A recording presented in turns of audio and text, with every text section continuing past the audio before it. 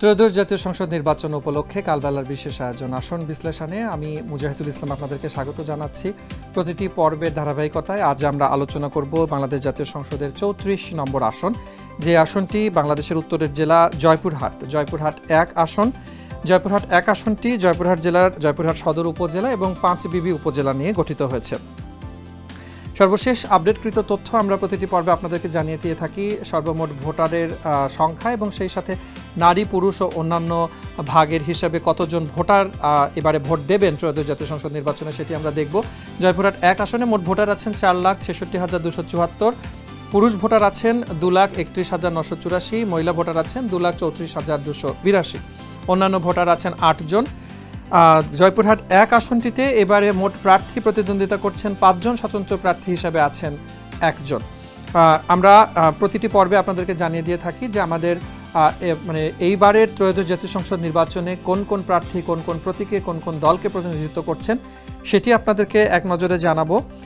এবারে জয়পুরহাট ১ আসন থেকে ত্রয়োদশ জাতীয় সংসদ নির্বাচনে বিএনপি থেকে প্রতিদ্বন্দ্বিতা করছেন মাসুদ রানা প্রধান, যিনি ধানের শীষ প্রতীক নিয়ে নির্বাচন করছেন।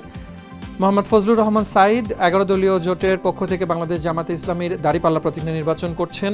তৌফিকা দাওয়ান বাংলাদেশ সমাজতান্ত্রিক দল মার্ক্সবাদী থেকে কাঁচি প্রতীক নিয়ে, মোহাম্মদ ওয়াজেদ পারভেজ বাংলাদেশ সমাজতান্ত্রিক দল বাসদ থেকে মই মার্কা নিয়ে এবং সাবিকুন নাহার, যিনি স্বতন্ত্র প্রার্থী হিসেবে ঘোড়া প্রতীক নিয়ে নির্বাচন করছেন।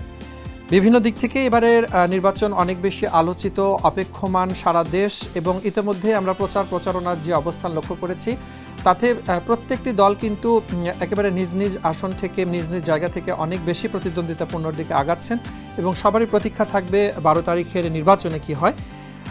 আমরা ত্রয়োদশ জাতীয় সংসদ নির্বাচনের আগে বাংলাদেশে ১৯৯১ থেকে ২০২৪ হয়ে যাওয়া যে নির্বাচনগুলো হয়ে গিয়েছিল সেই নির্বাচিত বছরগুলোতে কারা প্রার্থী হিসেবে নির্বাচিত হয়েছিলেন এবং তাদের সর্বমোট ভোট কত ছিল সেটি আপনাদেরকে জানিয়ে দিয়ে থাকি।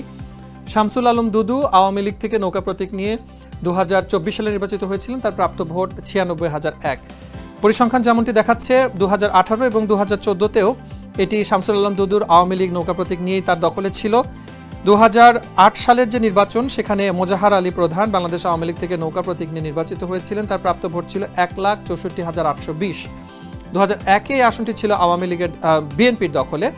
২০০১ এবং ১৯৯৬ এই দুটো সালেই যদি আমরা দেখি সেক্ষেত্রে আব্দুল আলিম, যিনি বিএনপি থেকে ধানের শীষ প্রতীক নিয়ে নির্বাচন করেছিলেন, তিনি জয়ী হয়েছিলেন। ১৯৯৬ তার প্রাপ্ত ভোট ছিল ৯০,৭১৩ এবং ১৯৯১ সালের যে পরিসংখ্যানটি ছিল সেই পরিসংখ্যানটি আমি আরও একবার দেখে নিতে চাই। ১৯৯১ সালের পরিসংখ্যানের যে ফলাফল রয়েছে সেখানে ধানের শীষ প্রতীক থেকে নির্বাচিত হয়েছিলেন মোহাম্মদ গোলাম রাব্বানী, যিনি ৪৮,১৬৭ ভোটে নির্বাচিত হয়েছিলেন। এই ছিল আসন ভিত্তিক বিশ্লেষণের আজকের পর্বে।